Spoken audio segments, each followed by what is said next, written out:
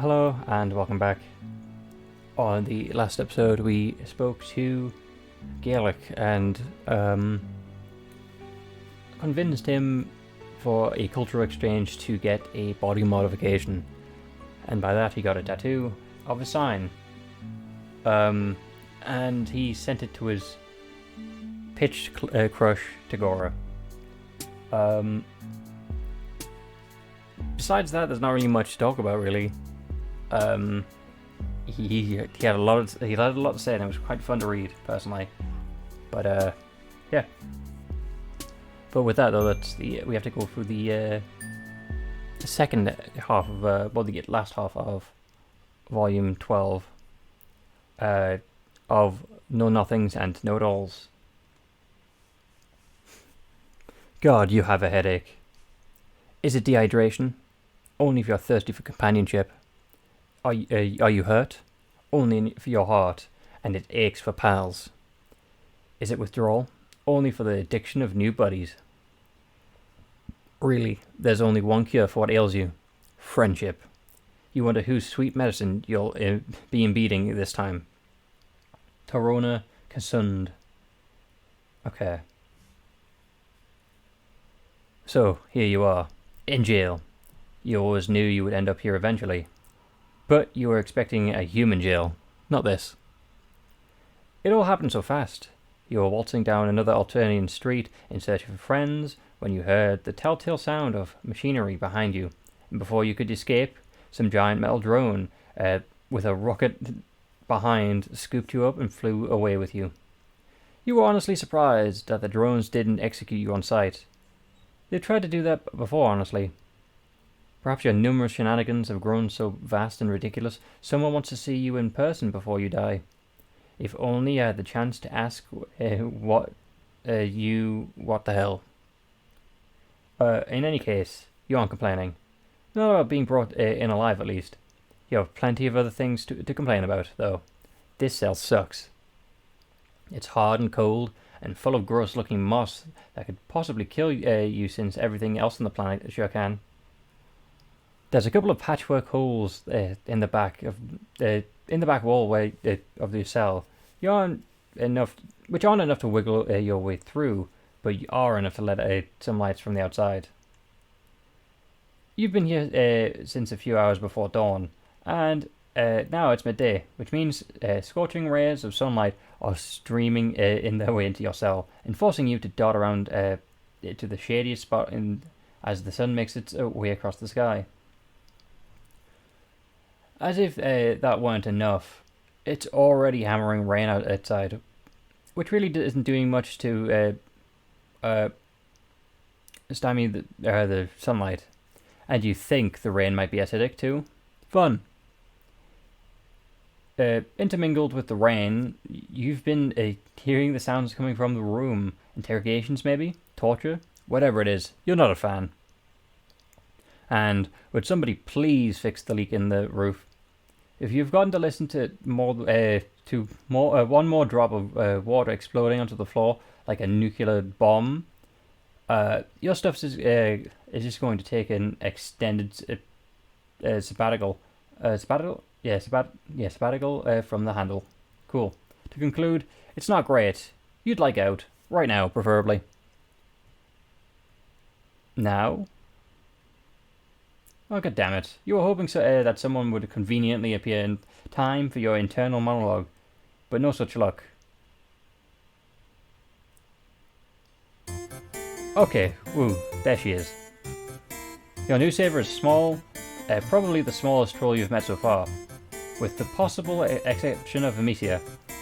And she looks about as young as Amicia as well. She's got wild pigtails sprouting from her head, and a twitchy-looking eye. Like she's going to start sprinting the second she hears a sound. She opens your cell door with a creak and gestures down the hallway with a quick jerk of her head. Come on. With me now. Quickly. Head down. Keep quiet. No asking questions. Cool. Immediately ask questions. Wait. You have so many questions. Which of your many lovely friends are willing to help you escape? Who is she? What's the deal? How did she know? She shushes you, and her eyes narrow into a appraising squint as she looks you over. Not too bright, her. Figures. Listen, I don't have time to explain, and I'm not putting my neck out any further, so here's what we're going to do, okay?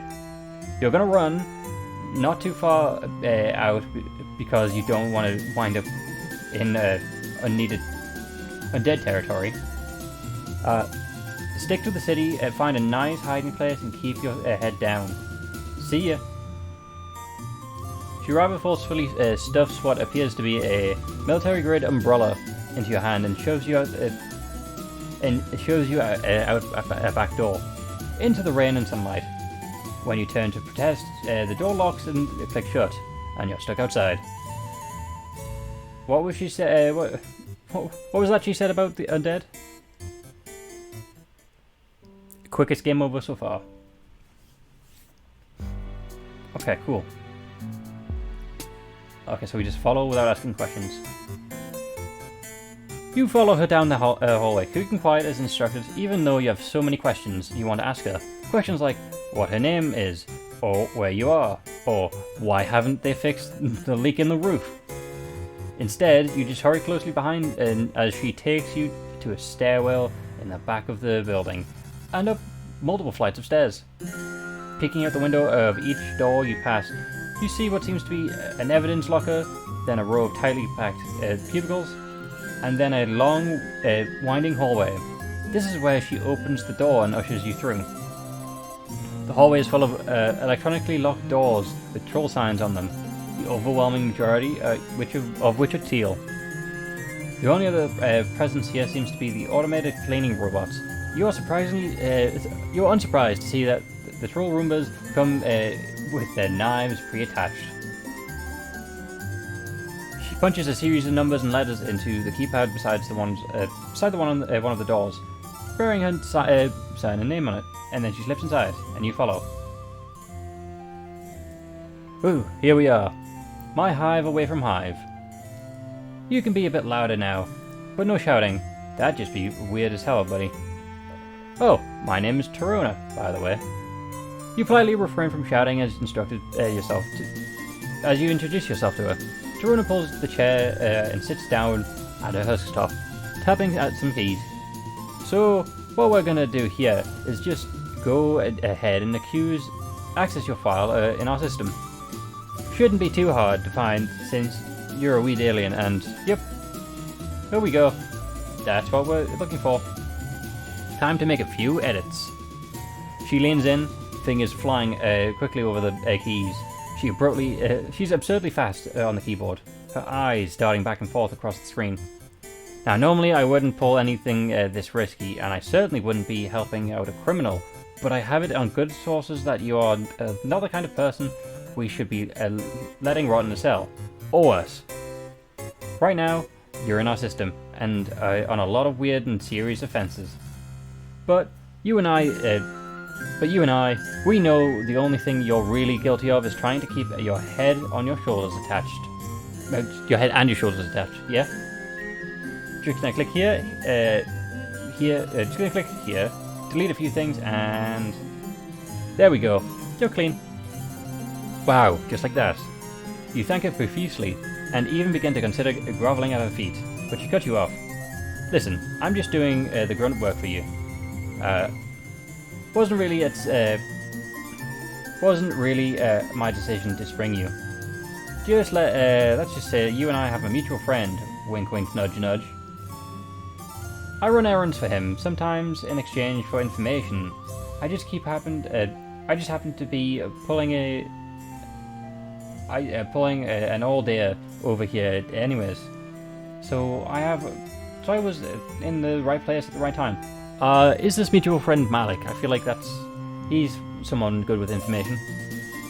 This mutual friend of yours sounds like a dead ringer for Malik, yep. Wow, knowing a cerulean in high places is really paying some great dividends. It beats Ardata at least.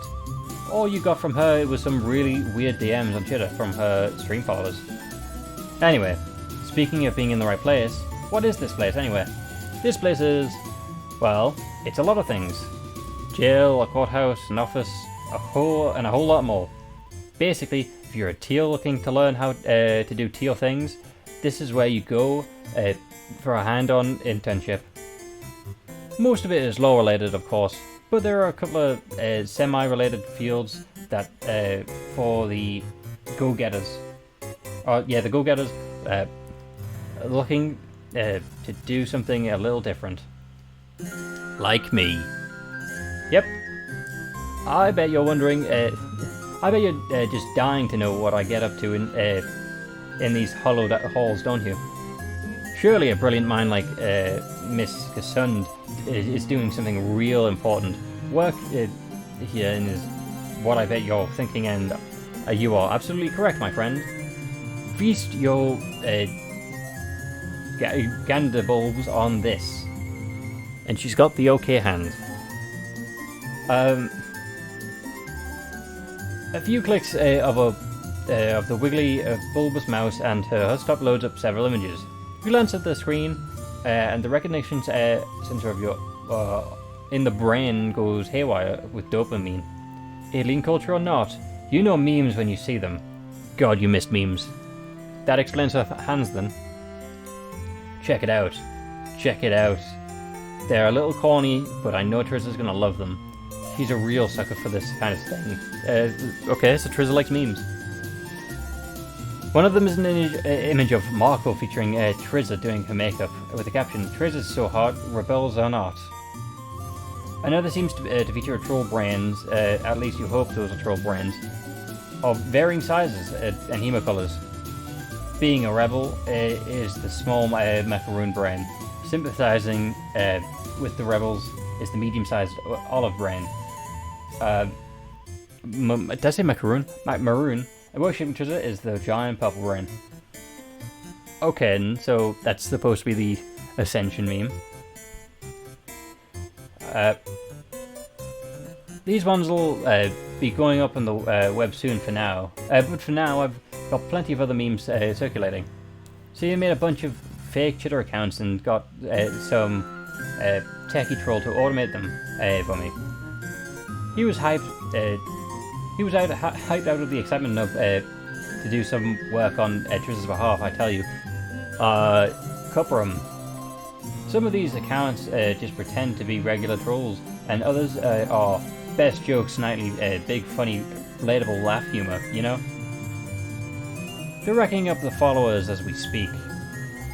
And the point of them is to put these Trizza memes out there. That's how you get them. You start with a couple of innocent jokes and cute pervies pics, and then, bam! Suddenly you're spreading the good word of the empire, and everyone accepts it because your Twitter account is so funny and hip. I call it memeganda. It's gonna be the next big thing, I tell you. It does seem like a pretty clever way to spread propaganda. Really effective on today's modern youth. It's also deeply unnerves you. But you leave that part out. There's just something wrong about memes being used for evil. Thank you, thank you. Glad someone appreciates all the hard work I'm doing here, instead of just brushing me off. I've had to do a lot of overtime putting out propaganda for the Empire lately. Just between you and me. Although this isn't exactly much of a secret anymore. There's talk of a rebellion brewing, like a real, actual, big-scale one, instead of a bunch of high-bloods getting paranoid because of Burgundy's looked at them. Funny. It's pretty scary, actually, and I hope I won't get swept up in all of it. Something nasty breaks out. Yeah, that's the vibe you've been getting. You're about to ask for more info about this rebellion, but when she cuts you off and keeps rambling on, seems like she's got a lot to say. You get the impression that nobody else here listens to her, possibly because she's still so young compared to most of them. But saving you from jail cell is a good way to get you to pay attention. But here's the thing: despite being a whole lot of potential trouble, it's also a great opportunity to show the Empire just how invaluable my skill set will be for them. See, I've got I've got it all planned out. First, I need to prove that to Tirza how useful and clever I am, and how helpful I can be to her regime. Then Tirza comes out of it. It comes of age. She'll dethrone the current Empress and take her place. Most trolls will just love Tirza, and those who don't are gonna get themselves killed real quick. So I'm sure she'll have plenty of support when the time comes for their duel. Once she's in full power, I snag myself a nice position as her propaganda minister, and if I'm real lucky, I can wheedle my way through being assistant to the Honorable Tyranny himself. Okay, his Honorable Tyranny? You don't think you've heard of this guy before. You assume he's a particularly high-ranking troll in the legislative process. Oh no, he's just a giant, huge monster who passes judgment on criminals by eating them. Or eating anyone who bugs him, really. He proceeds over particularly noteworthy trials, especially at the extreme court. In retrospect, you should have known, if monsters can be parents, they should be judges too. But what exactly is the appeal here? Who wouldn't want to be big and handsome and strong, even enough to devour anyone who annoys you? It's the perfect life, I tell you. Fair. As it stands, since I can't be him, I can at least be his best buddy and most perfect little helper. And besides, doing all of the behind-the-scenes work is a lot safer than trying to actually hunt down and prosecute criminals, I tell you that much. I mean, yeah, he might eat me, but that's just a normal workplace safety hazard, really. Nothing I can't handle. She really does have it all planned out, doesn't she? You're impressed. Thank you. But I can't do it alone. I need some help along the way from every talented and clever associate or two. I bet you know who I'm talking about. Lucis? Classmates? No, dummy. Sheesh. Here. I'm trying to butter you up, and it flies right over your hair, over your think pan. I'm talking about you. I need your help. And I think after bailing you out of that jam, I've earned it, wouldn't you say?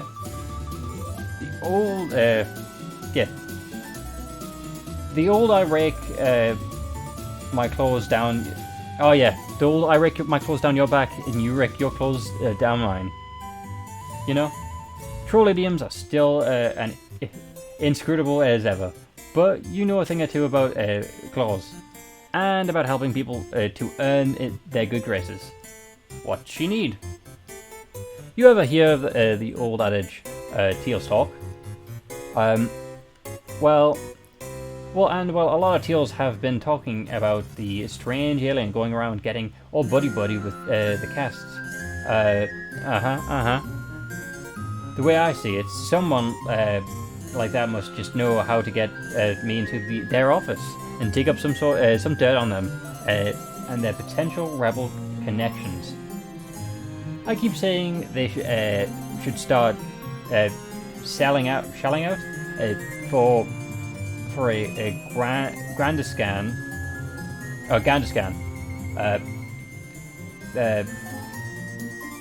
Shelling out for a Gandiscan, buying glasses, but nobody ever listens to me.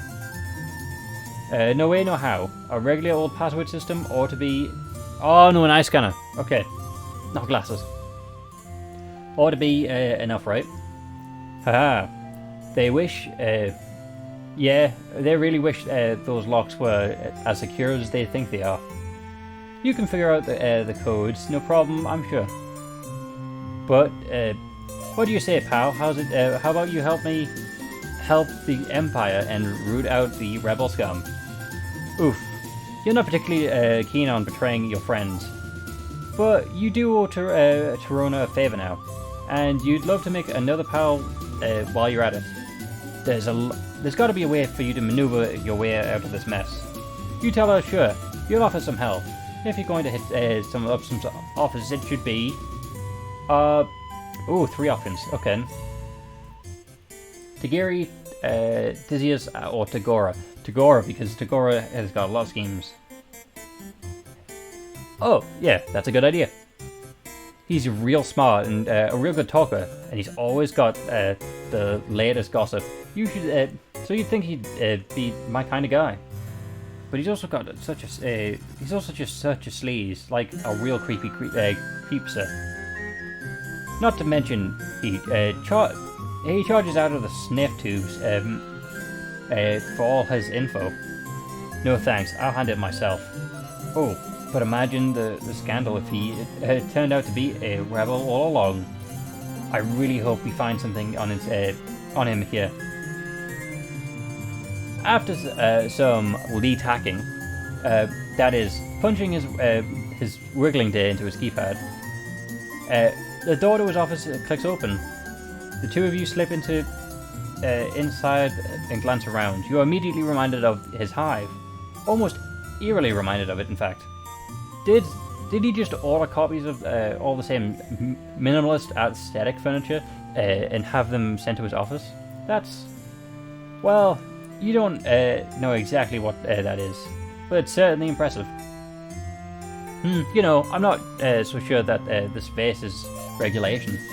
Take a picture of it just in case you will you? Sure thing. And if that happens to accidentally delete the picture later, well, actually, you have accidentally deleted a bunch of pictures before. Figure out your troll phone has been an ordeal. You line up the camera and take a shot, and oh, crap. As you were about to press the button, your phone receives an incoming call from someone and ended up hitting the answer call button instead. Now you're going to be trapped in the social encounter that you were not mentally prepared for. No, wait, it's just Tagora. And she has a better call Gogo, really? That's not a problem at all. He's gregarious and easy to talk to, and you're standing in his office. Crap. Again. Throwing on your most practical, everything is perfectly fine expression. You try and angle the camera so you can't tell where you are. My apologies for bothering you in such a short notice. I recently learned through the grapevine that you may have been responsible for certain changes in Ziggy's attitude as of late. I thought it might be prudent to let you know that. Wait, is that my office? Did you break into my office? No, God no. This isn't his office. It's just an office that coincidentally happens to look exactly like this. His face has been frozen mid-smile, and now it slowly seems to twist, until the smile doesn't look nearly as friendly or as genuine as it did a moment ago. He starts to laugh, little raspy chuckles under his breath. I see. More the fool was I to ever believe I could trust a fellow liar.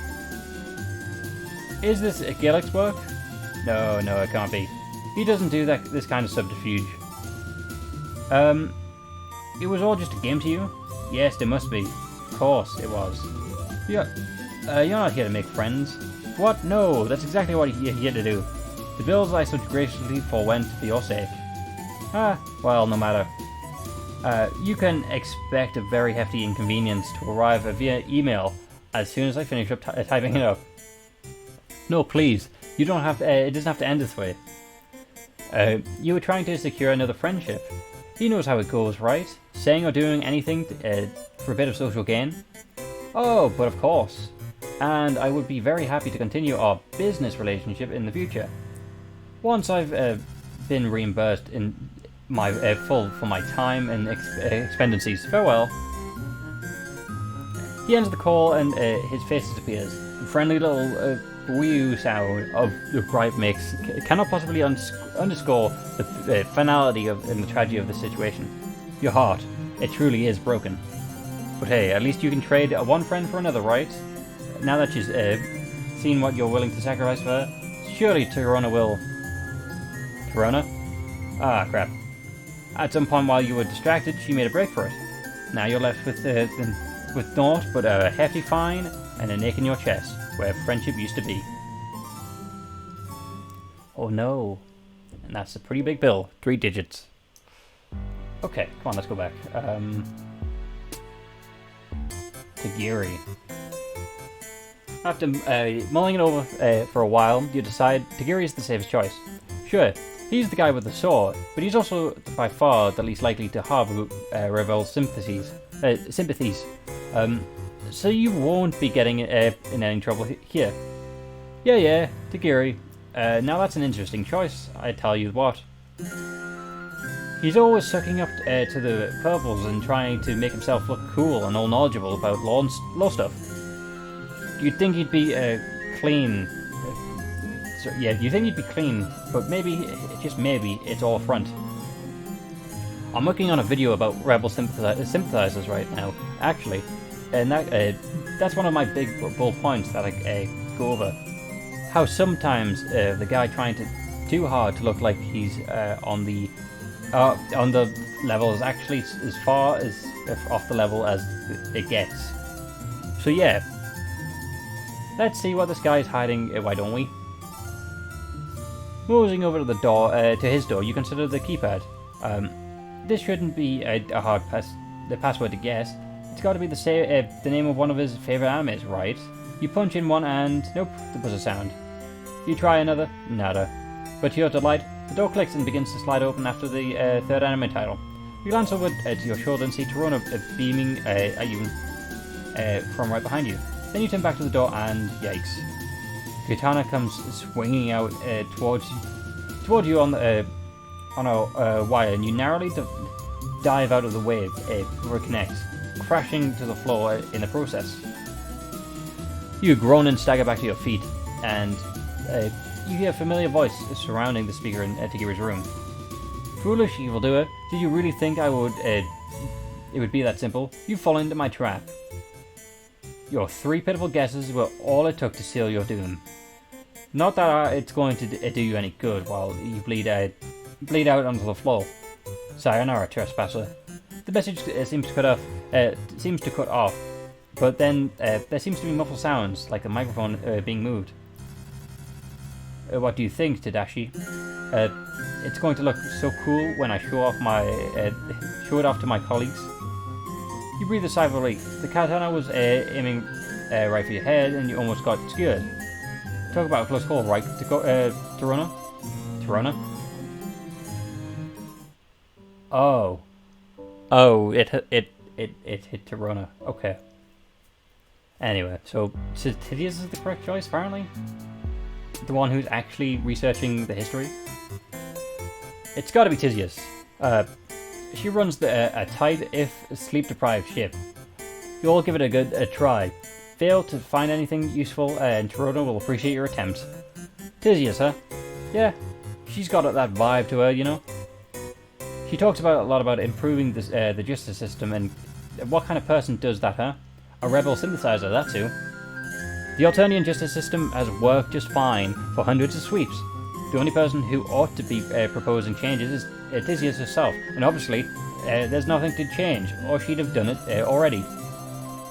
Anyway, this is Tizzy's doll right over here. So what do you start? Why don't you start working magic? An idea comes to you. You start tapping away at your phone, much to Tirona's chagrin. Hey buddy, we're trying to break into someone's. We're trying to break into someone's office. There's no time to play flappy talon scratcher. You explain that what you're looking for is you're looking up Tizius on your phone to consolidate information and improve your chances of guessing a password. Whoopsie, sorry, I'm just a little antsy here. I guess. Carry on. Turning to the keypad, you start inputting your guesses. You try her birthday list, Tizius' Twitter profile. Nope. Even the name of her mid-spread doesn't work. Then something clicks. Everyone expects a long, complex password, right? You try partially 2-digit instead. 6 and 9. Click. The light goes green, and the door to her office slides open. Bingo.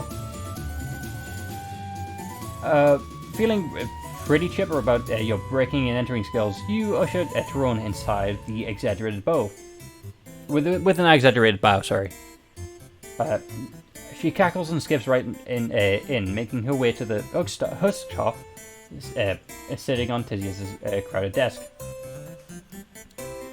There's papers and old mugs lying around everywhere, and the rest of the room is about as disorganized as the desk. Towering stacks of books, threatening to collapse if you so much breathe wrong. The Empire already monitors online communications, and of course, but we've got tools for those sneaky sneaks who try and hide things off the cloud. Tirona produces a small device, bright red with gold accents, and plugs it into what appears to be a USB slot on the husk top. That wriggles upsettingly. I'll go through her files, and you start looking through all those books and folders, okay? You offer a thumbs up and turn your attention to the absolutely massive pile of literature that is strewn throughout the office. You're not really giving it your full effort, hesitant to pry into Tisius's stuff, but you get the sense that she isn't hiding anything here anyway. Behind you, Tirona clicks through folders in the husk top, the exasperation in her voice suddenly steadily growing. Useless school-feeding assignments, copies of court transcripts, a bunch of nudes apparently. That's all just the normal teal stuff. Normal teal stuff. Okay. There's nothing incriminating on here at all. Where is she hiding it? Tirona pulls away from the husk top and dives into the stack of books with the gusto of a small child in a ball pit, rifling through pages as quickly as she can.